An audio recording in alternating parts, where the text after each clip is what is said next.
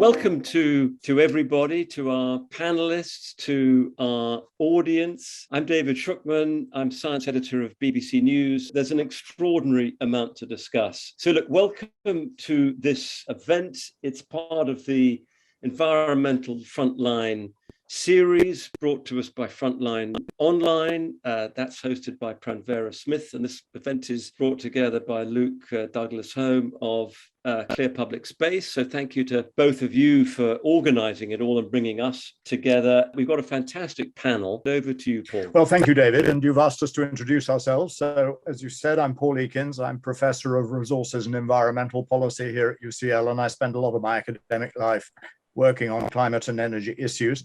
I'd like to go back a bit further, if I may, than your description to tell us how we got here and why radical action is not just required, but is absolutely imperative if we want a human civilization by the end of this century. 2015, Paris Agreement, world's agreed to keep global temperature rise well below 2 degrees centigrade and to 1.5 degrees centigrade if possible. We're already at 1.2, so there's not a lot of space. Countries were asked to submit contributions to that, emission reductions, and so far they've not submitted reductions and committed to reductions anything like enough to hit either of those targets. Even if they meet all their contributions, we're still headed for 2.7 degrees, and there's a lot of doubt as to whether countries that are committed to net zero and all that stuff are actually going to meet that. In 2018, we had the IPCC special report on 1.5 that showed that the climate damage difference between 2 degrees and 1.5 was very substantial. And that spurred the rhetorical commitments, at least, to a 1.5 degree target. On the other hand, in 2020, we saw UNEP's production gap report, which showed that countries and the fossil fuel industries within those countries are currently aiming to produce 120% more fossil fuels by 2030 than is consistent with 1.5 degrees. So we've got that huge paradoxical inconsistency right at the heart of all this climate rhetoric. The IPCC's sixth assessment, the Physical Science Basis Report, was published earlier this year, and it concluded more strongly than ever before that human-induced climate change is with us. And they've already seen changes in the atmosphere, ocean, cryosphere, and biosphere, and observed changes in extremes, including heat waves, heavy precipitation, droughts, tropical cyclones, and the attribution of human influence to these events. This shouldn't be a surprise because we've seen all this on our television screens over the last 6 months in spades from many parts of the world, though we have to wait for a few more months for Working Group 2 of the IPCC to report on the impacts. Then the IEA published its net zero emission scenario earlier in July, and it said categorically that there is no need for investment in new fossil fuel supply, no new oil and gas fields, no new coal mines for a 1.5 degree C target. And finally, with my little historical roundup, earlier this month, I and some colleagues at UCL published a paper in Nature that showed that by 2050, some 56% of global gas reserves, 58% of global oil reserves, and 89% of global coal reserves will have to remain in the ground. And again, the paradox is that as soon as any country discovers these reserves, it can't wait to extract them and pump the carbon into the air just as fast as possible. So our scenario in that space showed oil and gas production globally must now decline by 3% per year in order to meet the 1.5 degree target. And as David said right at the beginning, all the projections are that up to 2030, oil and gas production and indeed carbon emissions are going to rise substantially. So we need radical action both to constrict fossil fuel supply, and there are all sorts of interesting policy initiatives that we might like to discuss that might achieve that, and to reduce fossil fuel demand in every conceivable way. The IEA said that not only did we not need new coal, oil, and gas fields, but we did need massively increased investment in clean energy generation, network infrastructure, and end-use sectors, meaning the energy that is used by industry and also the energy that is used by us in our homes and in our transport. So that's probably my 5 minutes, David, and looking forward to getting into the kind of radical actions that will be required if we are to have a catch chance in hell of avoiding the worst of climate change. So I'm Shailaja Fennell. I'm a reader in Regional Transformation and Economic Security at the Department of Land Economy at the University of Cambridge. And my particular interest is in sustainable agriculture and its implications for sustainable land use. And today I'd like to give you the issues of radical actions in land use, because unless we manage our land better, sustainable agriculture is going to be a very far-fetched objective. So here are the killer facts. At the current rate, if we look at global waste, so it's not what we consume, it's what we throw away. Global waste, we know, and was predicted as early as 2018 in the Waste 2.0 World Bank report, is expected to grow at 3.4 billion tons by 2050. And this is more than double the population growth over that same period. So if you like, we're going to produce twice as much rubbish as human beings. That's quite a significant number. It's also the case that a greater amount of this waste is produced in high-income countries and not in low-income countries, but the recycling rates of waste, and you can only do three things with waste. You can recycle, you can incinerate, or you can put them in landfills. And I'm going to talk about landfills first. In 2019, the evidence was that landfills release 15% of methane emissions. So they're not small fry, they're quite a significant player. That's the equivalent of about 21 million passenger cars driven in a year. And as I said, because the ability to recycle is higher in higher income countries, which do about a third, but it's much lower in the poorest countries, there's a bizarre trend of rubbish being traded to other parts of the world.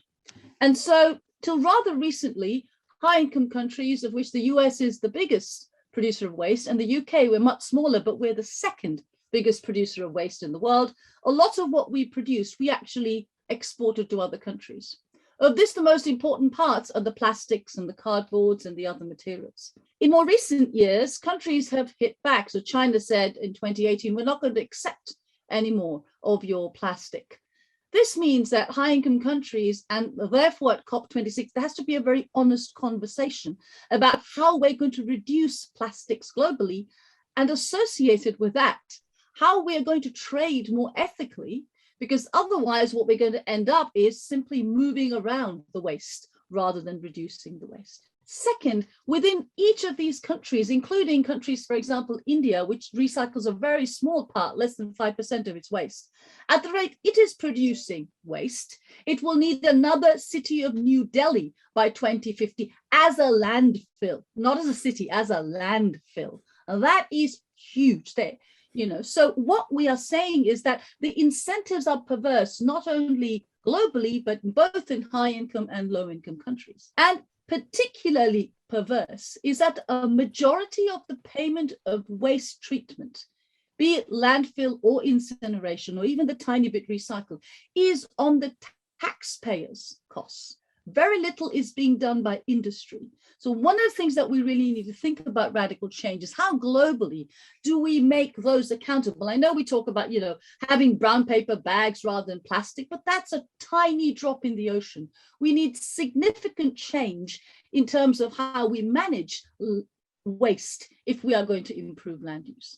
And my final point is, if this doesn't happen, very recent case that we saw in the British press, the case of quarries in Staffordshire, which were polluting to such an extent that a small child suffering from lung disease, his mother had to go to court to say his quality of life and his very life was threatened.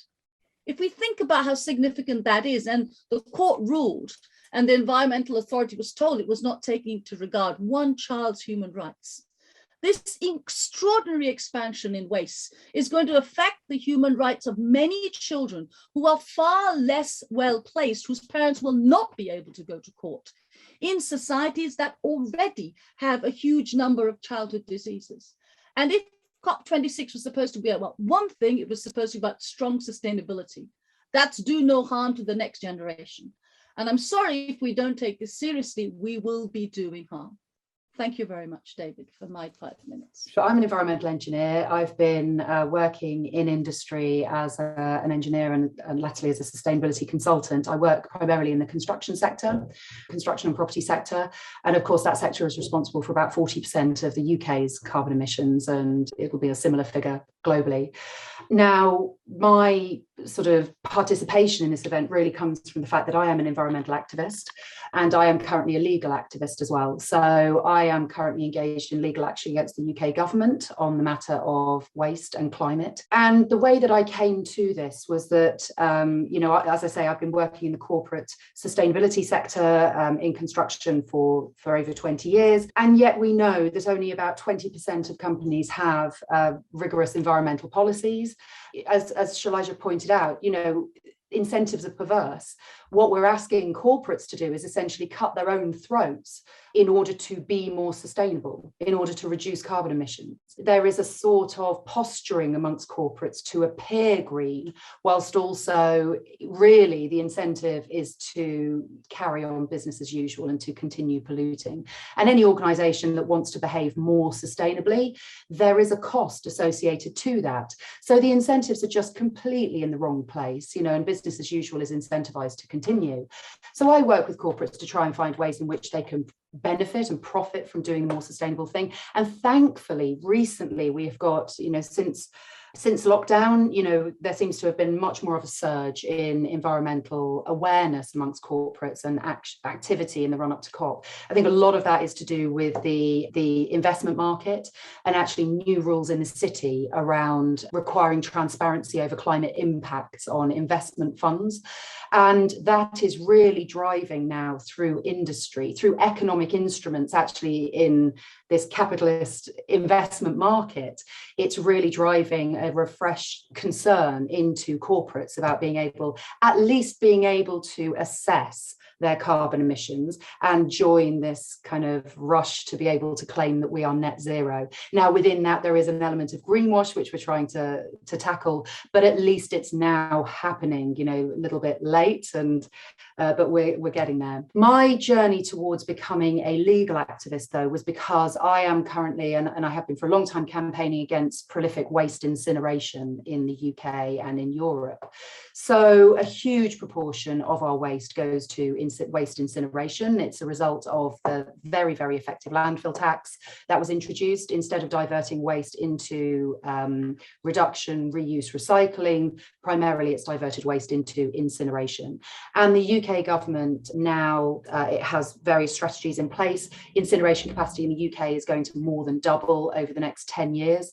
If we think about, going back to some of the points that were made earlier, we must reduce waste exports and we must reduce waste to landfill, particularly decomposing waste to landfill. But the response to that has been the worst possible of all the available options. The desirable option is waste reduction, but as has already been mentioned, that requires really strong leadership against corporate lobbying, which I think is a really toxic force that is very present in our governments at the moment. It requires strong leadership and strong extended producer responsibility and recycling targets, which is simply not there at the moment. And so the least best option is waste incineration, and that's doubling.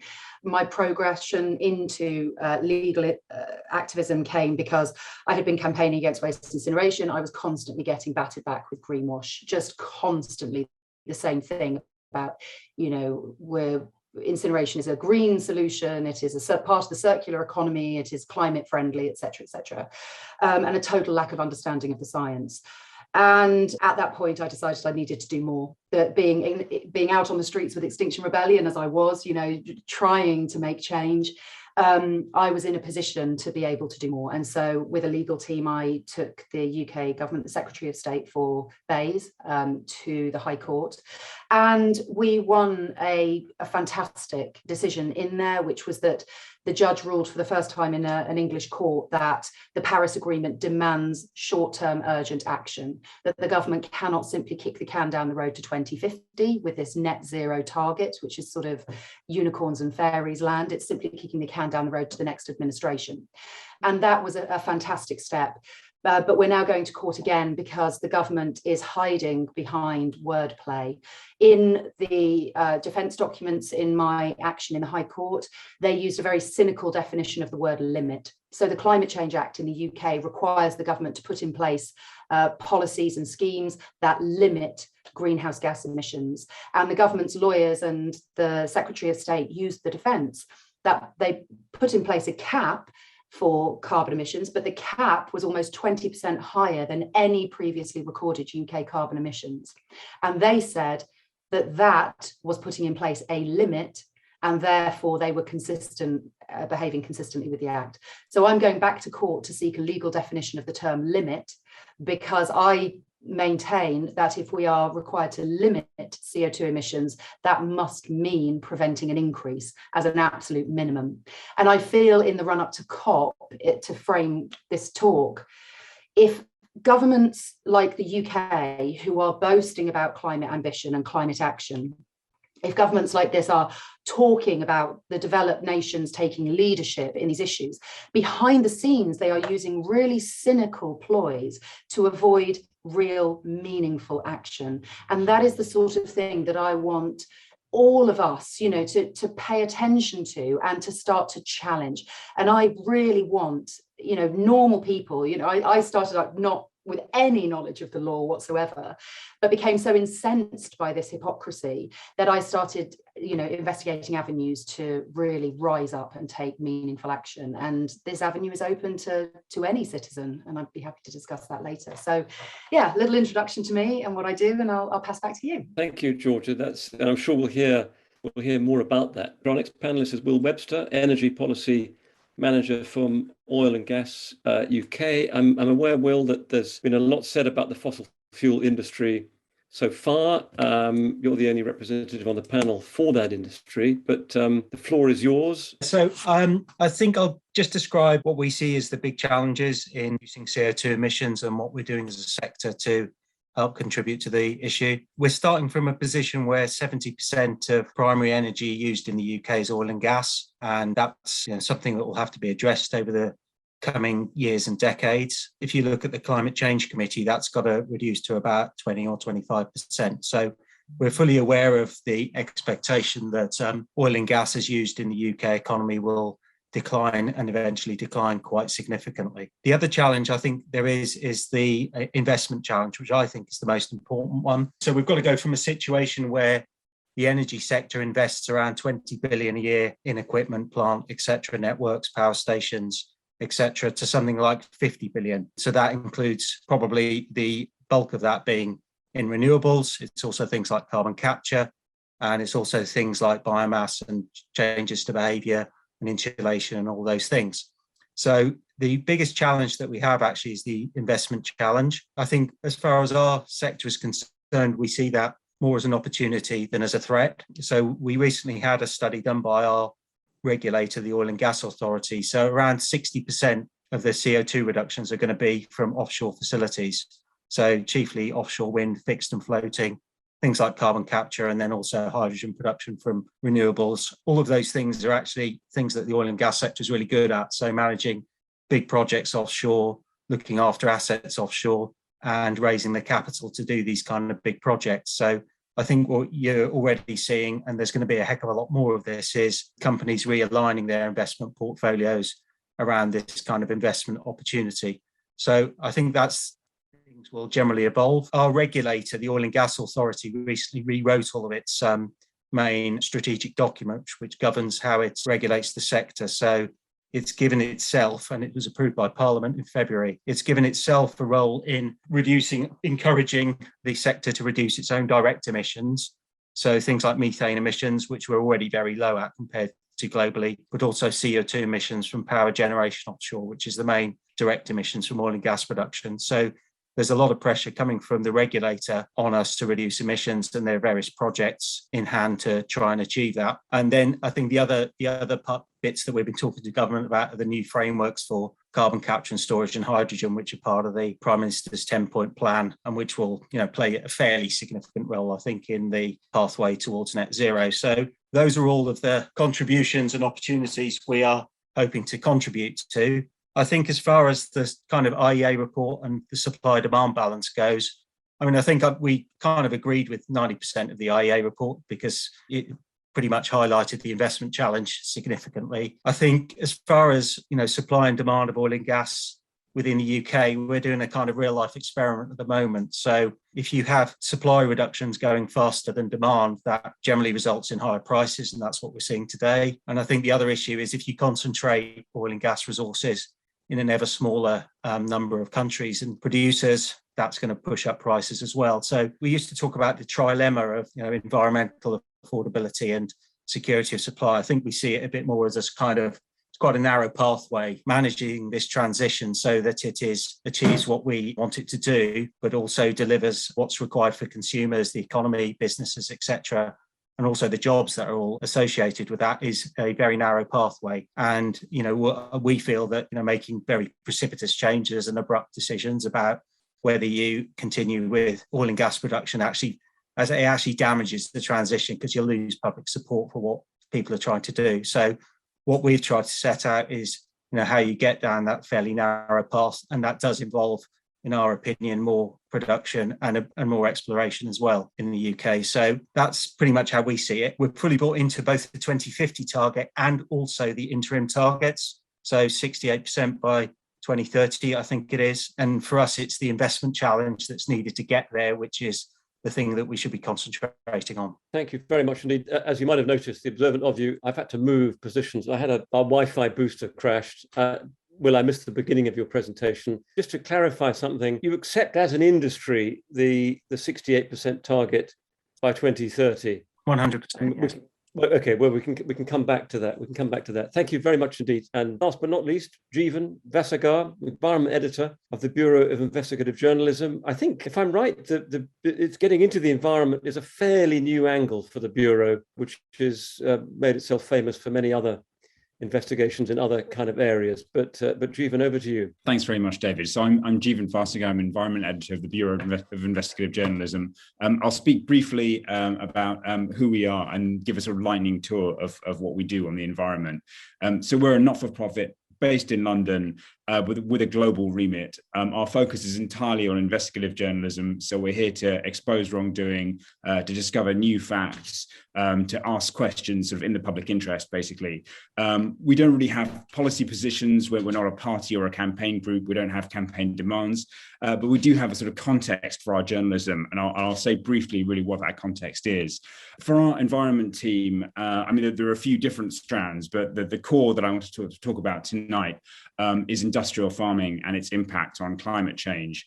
And really the focus for us over the past year on industrial farming has been looking at deforestation in the Amazon and in the Cerrado, two sort of key habitats in Brazil. And the deforestation story is a soy story. This may be an expert group, but when most people think of soy, if they think of it at all, they think of packets of bean curd in the fridge, they think of soy milk, but that's not how we eat soy. We eat soy by eating chicken. So about 77% of the soy that's produced is produced to feed chicken. And chicken is the sort of the big meat that the world has been eating for the last few decades. We think of chicken as maybe this sort of traditional food, but it's really a sort of post-war food.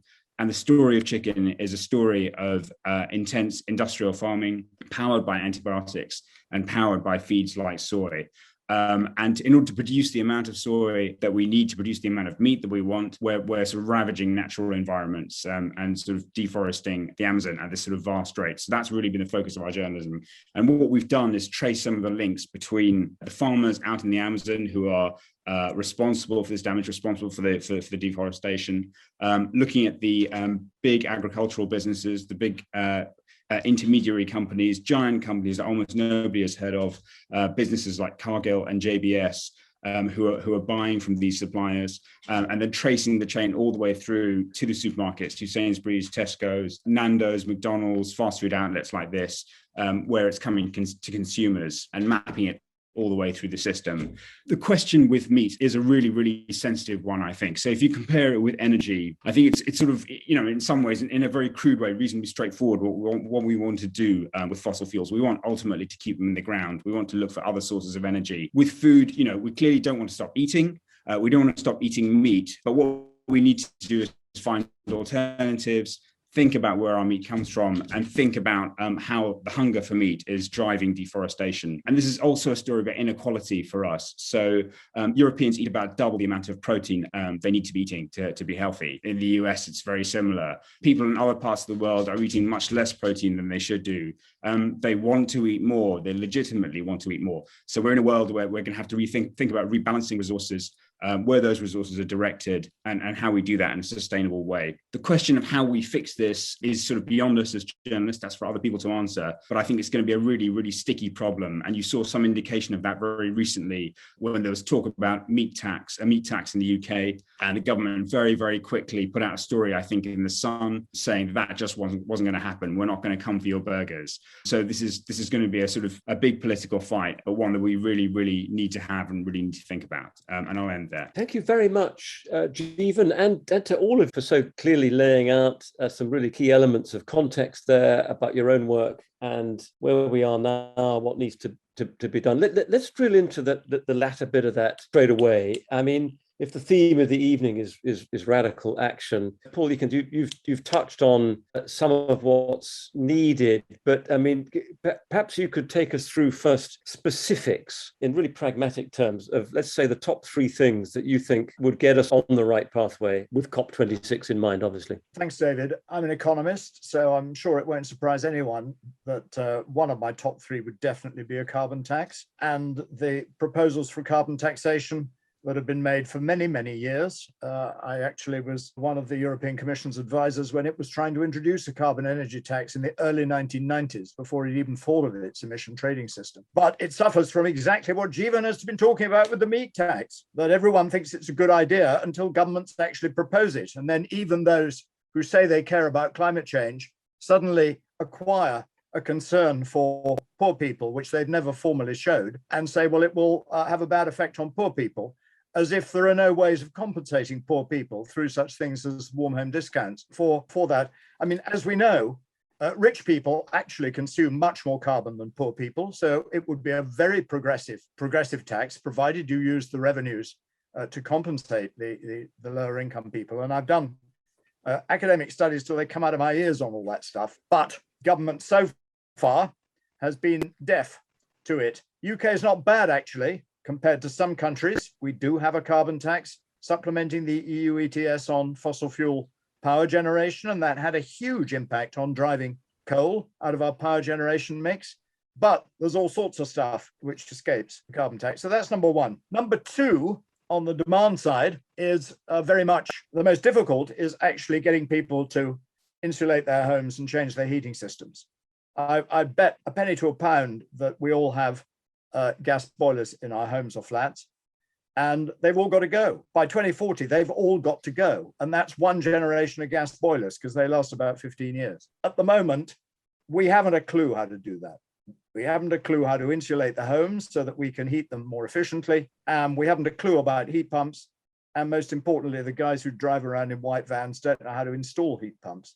And therefore, we've got a huge learning curve and a huge investment, and that picks up Will's point about the need for investment. My third point is very much a bit of a challenge to Will, I guess, because I've been involved in the last week in the public inquiry against at least I was speaking against the coal mine in Cumbria. It seems to me completely bonkers to think that the UK is going to open a coal mine in 2021. And I feel very similarly about the oil and gas extractions that are being proposed for the North Sea. And that argument about security of supply, well, it's an argument that every country in the world is using to justify their own extraction as opposed to the extraction of somebody else. And that's why we're on a track to produce 120% more fossil fuel than we possibly should if we're keen on 1.5 degrees. And so my third point would very much be to take the IEA seriously and say no new coal mines, no new oil and gas fields.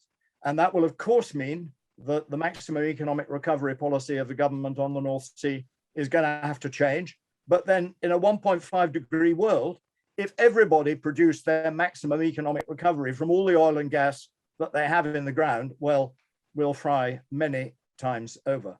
So it's a policy that makes sense for the UK, especially economically, but it doesn't make any sense at all for the world as a whole. And it will be a major elephant trap for COP26. if it comes up then, because the government will be exposed as being blatantly hypocritical, telling everybody else to keep oil and gas in the ground, but doing everything it can to dig its own out. So there we go. Paul, thank you very much. And Will, I will come to you in just a sec, but I want to just at this stage pick up a few more of these very specific kind of recommendations or suggestions in the context of the radical action required in and around COP26.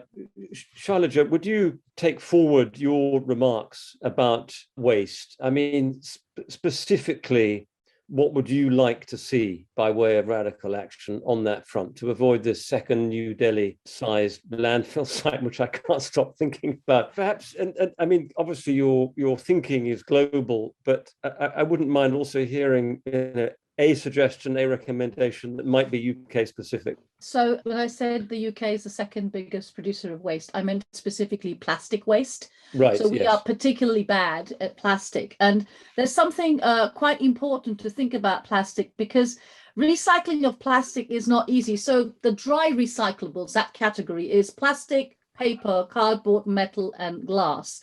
And that's close to 40% of all municipal waste. And less than 14% of that entire group can actually be recycled. So when we're told in the UK, go and put everything in the recycling centre, we actually say we're putting 4/5 of what we are dumping is going to go into global trade or our landfills. So the UK in particular has to think really hard. It's bizarre that we are generating so much plastic waste, that we're second to the US. But more importantly, our current system of managing and just disaggregating municipal waste is not fit for purpose. And that is something we have to think about very, very hard. And that links to the point that Jeevan was making. It's exactly the same idea, that we don't have either a food system in terms of consumption, it's good for us, or a waste management system, and the two of them go together. Food waste is the other part of this. And so we've got a system which is a throwaway, and we are getting worse off. And that's why I gave the example of the landfill case in the UK. It will leach not just into the air and cause, as it did in the case of this young boy, a loss in his quality of life to the point that, you know, his mother thought he wasn't going to live, but also it will leach into the land system that we have. And it seems to me another case of bizarre practice to talk of rewilding, rewatering, all of which I am completely for. But if you're going to have a massive landfill alongside it, it is a complete nonsense. So we've got to do circular thinking, and we all talk about it, but it has to be done in terms of thinking about what it is that is polluting the land system.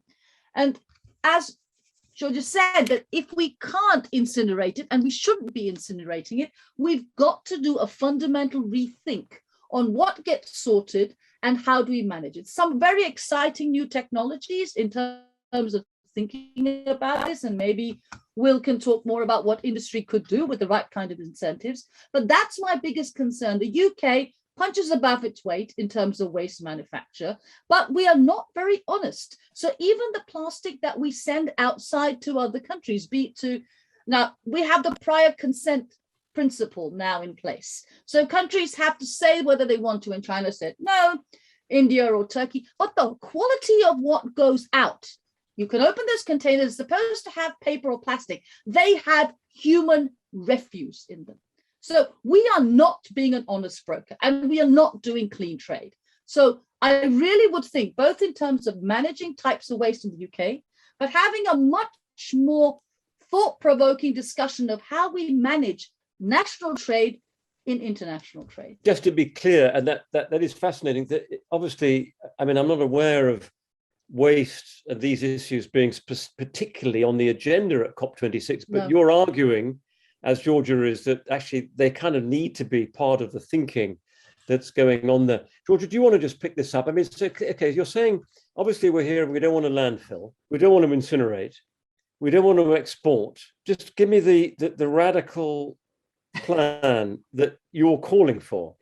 Avoid. If none of those three are any good. Avoid. And the problem is we're so busy thinking about the outputs of the system, of how to deal with all the rubbish that's coming out of consumerism. And ultimately, you know, back to what Paul was saying earlier about economics, in our system, it's follow the money, you know, and the point is waste is big business, you know, but there's big companies internationally making billions of pounds out of treating our waste. It's in nobody's interest to reduce waste. You know, big companies, I won't name the company, but the world's biggest soft drink manufacturer produces 200,000 plastic bottles a minute. That's 33 football fields of plastic bottles a day. That's going into the system, and they're not paying a single penny towards the cost of dealing with that waste at the end of its life. And all we're really looking at then is all of this material that's entering the system and how we're going to deal with it. The answer is to stop producing it in the first place, but that takes strong government, and it takes a particularly strong government to stand up to the corporate lobbyists and the pressures to keep things the way they are, because the system is profitable for very many people, including the waste processors at the end of the day. So we really need a rethink, a joined up thinking that actually brings into its core, the idea of avoiding the waste in the first place. And that obviously involves retailers, right? It involves education of consumers. I'm just thinking of, well, I think follow the money. Store around the corner here. Follow the money. You know, if we're taxing virgin resources appropriately, if we're controlling material coming into the system in the first place appropriately, the market will find a way. You know, and we can allow businesses to do what they do best, which is actually innovate within the prevailing system. Right, thank you. Let's get to Will now again with you know, some of the points that Paul has raised that specifically, I know that there are elements within the oil and gas industry, and I think you nodded when the carbon tax was mentioned. I mean, I don't know whether that's, I mean, you know, critics of your industry have said there is support in the industry for a carbon tax because they know it'll never happen. I mean, just to be cynical for a moment, I mean, and that's probably picking up from something Paul said, but I mean, just to go back to your sort of remarks, I mean, how does the industry envisage being part of a 68% cut of UK emissions by 2030 if you're also making the case that an increase in production is essential for a fair transition? So just to clarify on that, it's not really an increase in production because existing resources will just drop off basically at about 8% a year if you don't invest. So the decline in production, if you don't sort of replace what is being decommissioned by new assets, is actually very steep. The new investments are actually usually less emission intensive than the ones going off the system. So you do get a gain, albeit a small one, by bringing in new investment. But in terms of carbon prices, carbon taxes, well, as far as the UK and European Union is concerned, it's happened. So price is €60 a tonne now. We pay that on every tonne that is emitted. And so do other large industries and large industrial users and the aviation sector. So it's a reality. The other thing, just to pick up on one thing Paul said, is that the maximising economic recovery thing has already changed to some degree because, as I said earlier, the OGA has got a new primary objective that it also includes assisting the Secretary of State in achieving the net zero target. The other kind of interesting thing that's happened in the last 2 or 3 weeks is that BEI's put out its figures on societal cost of carbon to use in all government appraisal, and that includes regulators like the OGA. So that's the figure that is now going to be used in government appraisal for 2020 is not €60 a tonne, it's £200 a tonne, and it's going to go up. And there's a projection going up to it's about £400 a tonne by 2050. That's got the potential to be pretty far reaching because it's going to be included in how a kind of Treasury Green Book appraisal of economic policy is done. So all of that is all pointing in the same in terms of direction of travel. I'm not a big expert in the waste sector, etc., but you know, to me it seems odd that we are exporting waste around the world. So you know, if you want your local circular economy, you've got to deal with it somehow at home. You know, I'm not an expert in the various issues with landfill, incineration, etc., so I won't really comment on that. But I think the principle also applies into what industrial goods you are importing. So there's a lot of discussion in the European Union at the moment about the carbon border adjustment, and I think that is something that is likely to, you know, increase in importance as we go ahead with this journey. So, and you can extend that a bit further and say, well, if the countries we're importing goods from don't have a carbon price, or if they don't know what their emissions are, or if they haven't measured their methane emissions, I think we'll start to get to a point where the countries that are signed up to the climate change objectives will say, well, we're just not going to import that stuff anymore. And that could be diesel, it could be petrochemicals, it could be, cement, it could be anything. And that's why we think, the principles of the circular economy also extend to what the oil and gas sector is in any particular location. And, we think the responsible thing to do is not to sort of abrogate responsibility by saying, well, we can just import all of this from Qatar and, we'll not worry about it. You've got to look after your own house in doing all of this. And we're very conscious, the size of the house is going to get smaller. So there's going to be a reduction in demand of oil and gas, and that will come from making progress against the targets as set out. So as I said earlier, there's you've got to walk quite a narrow pathway to keep this something that gives you the transition that people can live with, basically. Just to be clear, and sorry, I don't want to sound like I'm pressing you, but to deliver the 68%, you're envisaging a decline in production. I mean, you mentioned that if there's no new resources coming online, there's an 8% drop in output every year. Yeah. So, but does that get you, if you're bringing in Cambo, a new oil field, does that get you to your 60% cut? Well, the emissions from oil and gas production are actually only about 3 or 4% of the total. Sure, because it's really all scope 3, right? Yeah. The cut in emissions that we're talking about for the UK as a whole come from our consumption of, oil, gas, electricity. And that's the thing that, is important to reduce, So, and we are expecting that the government will put in place policies to reduce demand. And, accordingly, we would expect our contribution to that to be a bit smaller by the time we get to 2035. Oh, I see. So that kind of gets new you, investment, I'm afraid. Right. That gets you to, for example, getting rid of the gas boilers that Paul has talked about, that demand within the UK for fossil fuels will fall. Yeah, exactly. And that's part of your, fine. No, indeed. That's part of our sort of planning assumptions, let's say. Thanks for clarifying that. I think, Georgia, you touched on greenwash. I mean, I'm aware that this comes up kind of all the time as a topic. And I guess, Jeevan, this is something that you're kind of looking at. I mean, what for you, as in the context of the need, as discussed, for radical action, the extent to which, as investigative journalists, you're taking nothing at face value. I'll just take a point on that. Sure. The subject of my first legal action against the government was actually the UK emissions trading scheme. And if I just want to make a point about emissions trading schemes, they are an abject failure. Major emitters who are operating under the emissions trading scheme actually make a profit from the scheme. It acts as a disincentive. And actually, the cement sector, for example, made around about 4 billion euros of profit from the EU emissions trading scheme over the course of the last 10 years. On average, the major emitting sectors make about between £1.5 and £2 billion of profit for each of the major emitting sectors.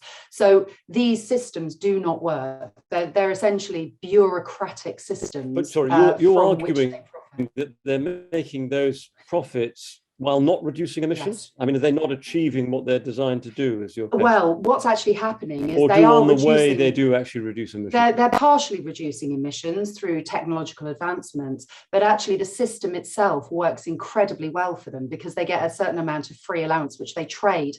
There's a whole hedging, trading of carbon credits market. And that is where they obtain their profits. So actually, simply by participating in the scheme, it becomes a new profit center for the business. And so, these perverse schemes are not very well thought through and actually are supported by industry because they end up finding a way of making a profit from them. I may just clarify that. But I mean, Georgia, are you saying that the fact that they make profits from the scheme, one could argue is distinct from whether the scheme reduces emissions? Yeah. I suppose, yes, that is true. The EU if we're seeking a reduction of emissions, it has partially reduced emissions. It has not reduced them substantially, and it certainly hasn't reduced them in line with the requirements of the climate emergency. Got it. It is not an effective instrument to decarbonise quickly. Like I say, the point of my legal action with the UK emissions trading scheme was actually the carbon cap, the ceiling of allowances that was available is almost 20% higher than industrial CO2 emissions at the moment. So that sends a very strong signal to those industries within scope that actually there's no need to invest in decarbonisation because the ceiling is so high that there is no real downward force on, and we all need to have strong signals from. Just want to bring in Jeevan here, because clearly in the context of radical action, presumably one of your big themes as a team of investigative journalists is to probe what's sincere about corporate action, what's insincere and can come under that description of greenwash. Absolutely. So maybe one of the critical questions for us is the one of eliminating deforestation, and the companies that we speak to, particularly the sort of big agribusinesses operating in Brazil, talk about eliminating illegal deforestation by a certain date.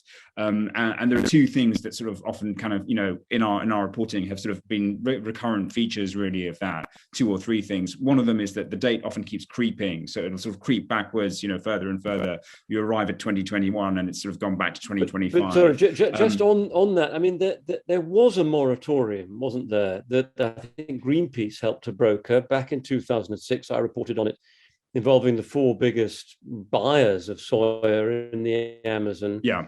That I think was, at least for a good many years, regarded as, if not a total success, at least making a difference. We do think this moratorium is a good thing, but actually one of our stories this year focused on the moratorium and how well or poorly it's worked. We found there was a significant loophole in it, which is you can't deforest. You're not allowed now to deforest the Amazon for soy. Yes. But you can cut down the Amazon for other purposes. Right. So what's been happening is that soy farmers have been cutting down the trees, grazing cattle there, producing soy on supposedly clean parts of their farm, and then trading into the moratorium. And of course, what happens after a few years is that deforested land is then sort of legalized. They have title to it, and then that then becomes part of the so-called sort of clean soy supply chain. So, I mean, one of the big questions for us, well, there are two sort of big questions for us really as far as soy is concerned. One of them is this question of illegal deforestation. So the government in its environment bill at the moment has talked about eliminating illegal deforestation, but really it's all kinds of deforestation that are the problem, and legality can often be a sort of fig leaf.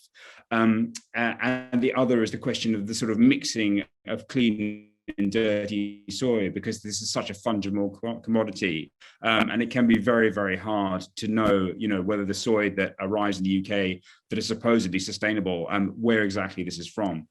So, you talked about radical action earlier, David. So there is a question, and it's not one that we necessarily have an answer to, but there is a question, I think, for UK retailers to answer about whether they can, in good faith, carry on doing business with many of the sort of Brazilian soy suppliers because they have such a problematic. I mean, there's a quick counterpoint. I mean, technology, in a sense, is on your side, isn't it, in terms of traceability? I'm thinking of the combination of satellites, blockchain. There's a whole suite of measures that make it arguably slightly easier to distinguish clean from the dirty. There are plenty of so there's a lot of talk about putting cattle on the blockchain, recording pigs' faces with videos and knowing exactly where your sausage is come from. It's from this particular pig. But when we go and investigate, when we go and track what is actually happening on the ground in the Amazon, it's a much more murky picture. We found evidence of cattle from farms that are on a deforested Amazon land being traded in to become part of the legal supply chain. So it's a really messy picture on the ground, and the tech, I'm afraid, is part of the spin. I've had the fortune or the misfortune to go back over 20 years to the same bit of the Amazon and just watch it be transformed, actually, despite all of the measures and all of the talk and all the whatever, from forest to farmland. Paul, you wanted to jump in, I think, on an earlier point, but sure, yes. No, I don't. I try not to forget what things are, but no, I really do want to come in on the emission trading system, because that's something that I've studied pretty intensively over the last 20 years. And firstly, I mean, your sense, David, seems to me to be absolutely right. It has not only reduced emissions according to the trajectory that it was set out to do, but it's actually reduced emissions faster than that, because the European Commission has invented the Market Stability Reserve, which takes allowances off the market and cancels them in order to try to push the price up. And that's been an enormously important innovation. And that's what's driven the price up from about €5 a ton, which is what it was in the middle of the 2010s, up to about 50 or 60 euros a ton now, as Will said earlier. And it's obviously true that from the current perspective, the rate of reduction of emissions was nothing like fast enough to get to where we need to get to. But that also has been fixed now. And the rate of reduction of emissions per year has been increased from 1.8% to 2.4%. And over 10 years, that actually amounts to quite a big reduction, in line with the European Commission's target now, the 55% reduction by 2030. I absolutely agree with George's point about the windfall profits. And the windfall profits were absolutely essential if we wanted to have a manufacturing industry in Europe, for precisely the reason that Will mentioned, that if these guys had to buy their emission permits at anything like the current rate, I mean, obviously €5 a ton might not have made so much difference, but certainly anything above €10 a ton would simply have driven them out of business. And that's the importance of the carbon border adjustment mechanism that Will mentioned, that in the future, and this is part of the European Commission's Green Deal proposals, in the future, imports into the European Union at least, and obviously that won't apply to the UK unless we decide to join this particular scheme. I'm not putting money on that with the current government, but that's a different question. Imports into the European Union will have to either show that they have an equivalent carbon price in place in their country of origin, or they will have to pay a carbon tax as part of their import tariff into the EU. And I mean, I just feel so pleased. I mean, this is something which makes absolute economic sense. And it's been on the cards for some years, but has always been stymied by the kind of free traders who say you're interfering in markets. But of course, carbon isn't in markets. We have to create markets. So I think we are beginning to get that. And I think under the current circumstances, the emissions trading system is certainly better than nothing. And it's impossible for the EU to introduce carbon taxes because of the way the EU is structured. And I think can actually be a very effective mechanism with the market stability reserve and the carbon border adjustment mechanism. The one has been put in place and the other is about to. Georgia, I can sort of sense over the airwaves that you want to come in on that. I do. But I mean, just to pick up on one of Paul's points, if it has produced this emissions reduction that Paul has outlined, that's surely a good thing. My focus is on the UK and what's happened now with Brexit, where the UK has taken in, has now created its own emissions trading scheme. It has used the opportunity to jump forward with greenwash and say we're reducing our total carbon reserve by 5% more than it would have been under the EU. Yeah, but that's still 17% higher than current business as usual emissions. They haven't gone far enough. So there's a massive greenwash here with the UK emissions trading scheme. And they started the auctions at £15 a tonne.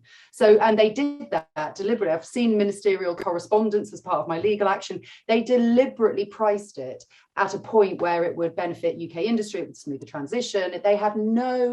There was no environmental impetus there at all to reduce carbon emissions. It was all about maintaining business competitiveness, all of it. I absolutely agree with that, by the way. I mean, I've got absolutely no quarrel with those arguments. The UK emissions trading system is a disgrace. Will, do you want to come in on this? I mean, how things work for your industry, how we move forward, and then in particular, this I'm sorry to keep coming back to it, but how one achieves the radical reductions in emissions that are outlined in the various government plans, and how your industry contributes to that, and whether trading is the route or not. Well, I'm a bit confused about the previous discussion because the auction cleared at, I think, about £48 a tonne, the first one, and the UK certificates are now trading at a £5 a tonne premium off the EU price. So I don't really quite know how it's not particularly working. I mean, it's it makes you wonder. Well, you can turn into a Brexit discussion, but it's kind of working in pretty much the same way as the EU scheme, with a lot of the same criteria and coverage, etc. So I don't really see much difference between the two schemes, to be honest. Carbon prices will drive behaviour. If it hits companies, if it hits the way we use energy in society, then that's going to be a good thing, I think. So it will drive all sorts of new technologies and new innovation. I think you're seeing the contracts for differences on the renewables, on the renewables program. Not really needing much subsidy anymore, whereas they used to get a lot, obviously.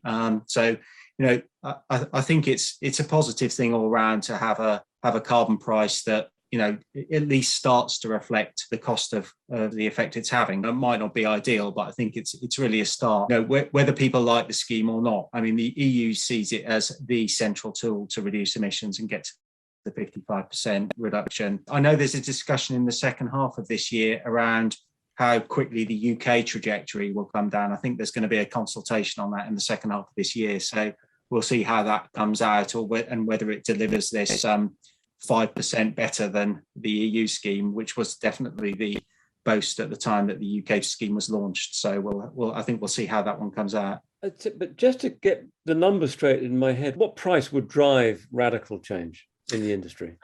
Yeah, it is quite interesting. I've followed this for a long time as well. So, you used to see these kind of, the consultants used to produce these marginal abatement cost curves and say, well, if you want to reduce this much, you have to go to 40 euros. If you want to take this much out, you have to go to 80. And, if you want to take a load more out, you have to go to 100 or 200. But actually, things have changed massively because nobody really anticipated the success of offshore wind in terms of cost reduction and the scale of the size of the investments that are now made. So when I was at RWE, another energy company, the assumption was that the wind turbines offshore would be 2 or 3 megawatts. So now they make the wind turbines 15 megawatts. So they're 7 times bigger. They're probably 3 times taller than people were assuming just 10 years ago, and that's led to a massive reduction in the cost of offshore wind. And that's why the government sees it as a big priority. And nobody envisaged things like floating wind, which is going to be the next big thing. And so people do a lot of forecasting today on the basis of today's prices and today's technologies. And by the time we get to 20, it's a bit like trying to do something about the internet in 1990 with the state of the internet was then. And you could just about send an email in those days. There are probably a lot of technologies that are yet to be implemented that will change that kind of relationship a bit during the next 30 years. Sorry, you're arguing that the unexpectedly fast rise of wind, and with its costs falling at the same time, has had a bearing on decisions in the oil and gas industry. Yeah, I think it has. I think, as I said at the start, I think people in the oil and gas industry now see offshore energy as the opportunity. I think it varies between the different businesses, but you can see how they are looking to make a move into this this growth area, basically. And that's what businesses do. They look to see what the growth areas are that come from policy and technology and what consumers and society wants, and they try and go there because that's where they can have a successful business. But I think my main point is it's quite hard to say what sort of price you need, because you don't know what how things are going to change in terms of technology. Yeah, because there are so many sort of unexpected angles in this. Let's kind of move on, if you like, to a obviously a related topic, and again, I'm always trying to keep COP26 in mind, partly because I'm making notes from this. It's really brilliant, and I've got to go to COP26. But Shailaja, you've made this extremely strong case on waste, but as we've touched on, it isn't, I don't think, a formal part of the COP26 agenda.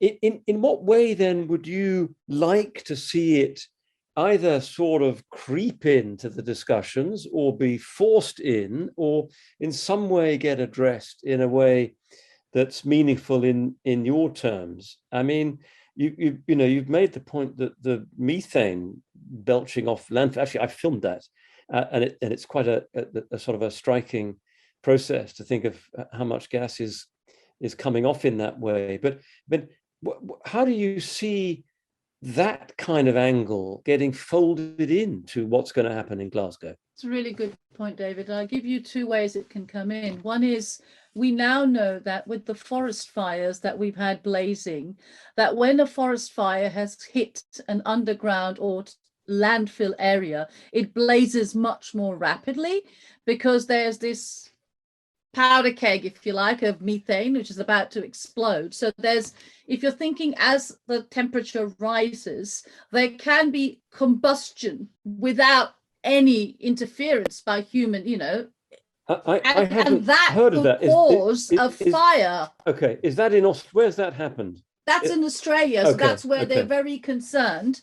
That's the first side. So if we're thinking it's going to be 2.7, then the idea that we could have combustion and then could create forest fires, even if we manage forest fires, means we have to at least have GIS mappings of all the places that we have landfills. That would be the first thing to do if you wanted to mitigate it. That's the first.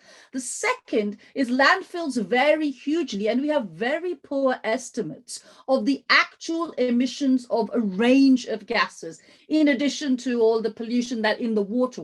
So in some countries, like in Germany, other European countries, they have tried to separate out in the landfill. So you've got the degradation of different materials happening at different rates being managed.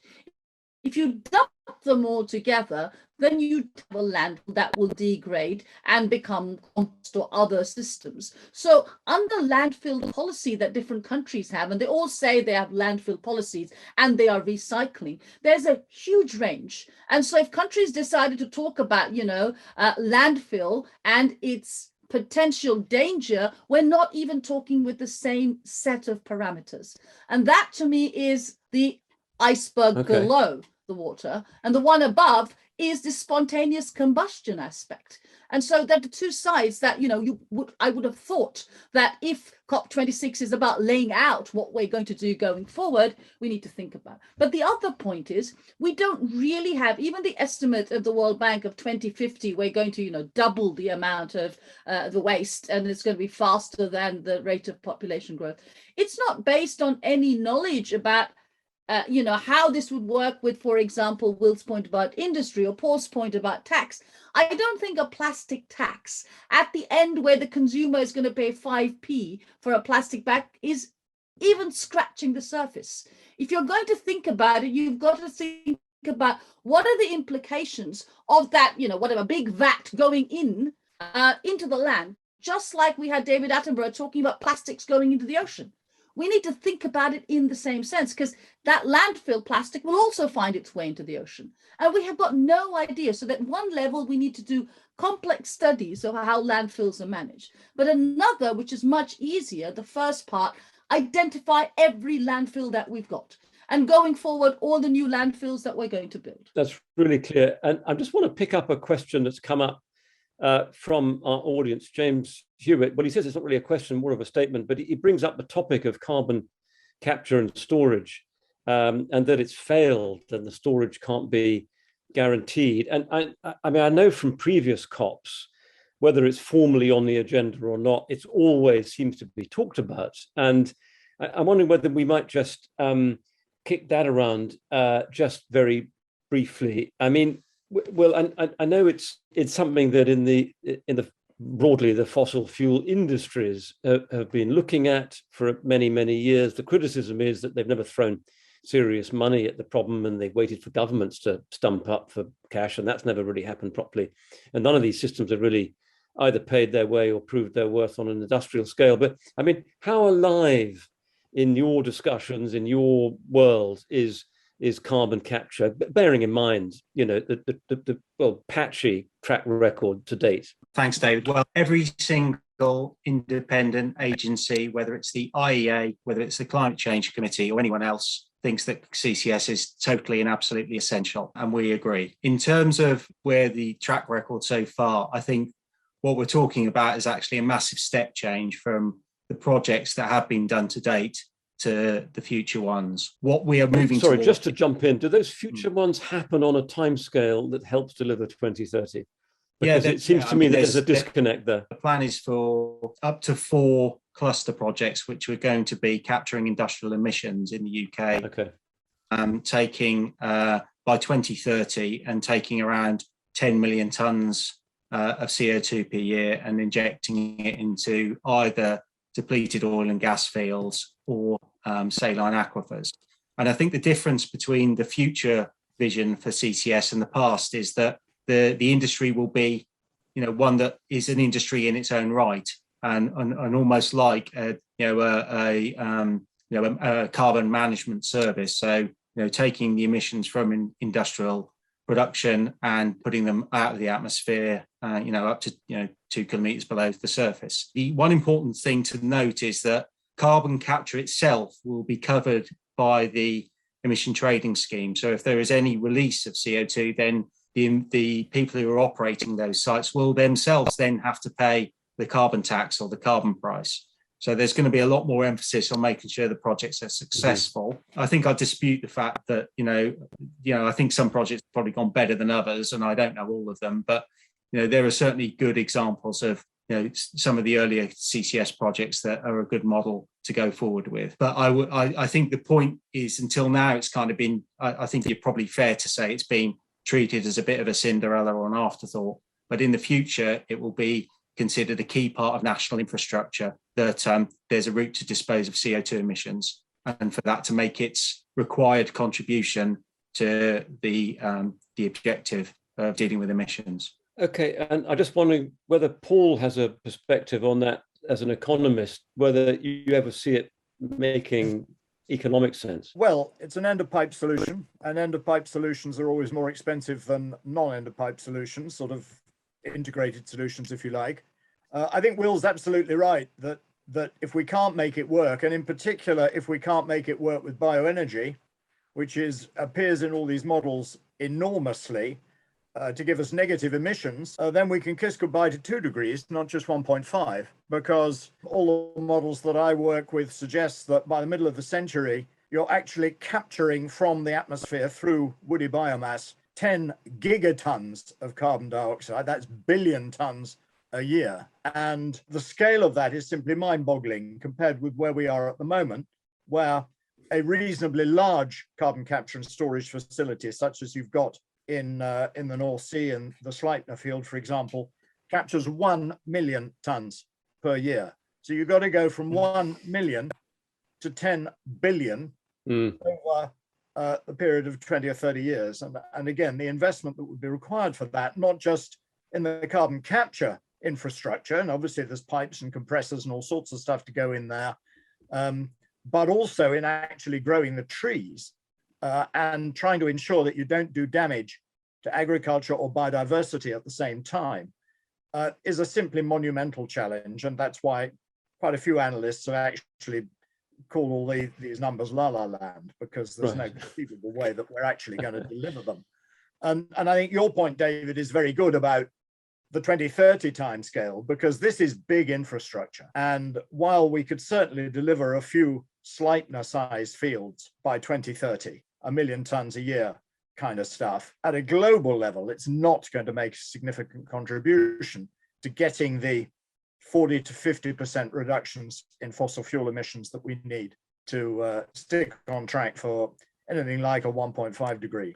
So it's a huge challenge. And but as Will said, frankly, we've got ourselves in a situation where if we don't make it work, then the temperature rise is going to be much more than the models suggest, because all the models got this in there big time. Yeah, basically, we should have started it 20 years ago. Indeed, we should. I mean, I did a report about it 18 years ago, and it's been extremely slow progress, it seems to me, ever since. Look, we're kind of entering the final stretch here. I mean, I think there's been some terrific insights have come out.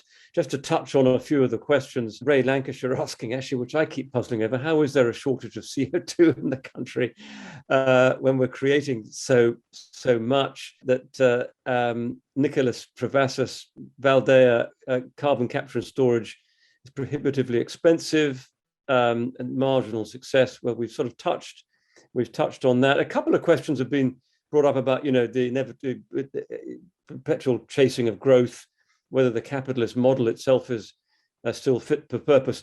But I think we've probably reached a point where I'd like to ask each of you for a sort of a minute or two to start to kind of sum up, if there's anything you've kind of learned from the discussion, from other perspectives, what you'd draw out of it and throw forward.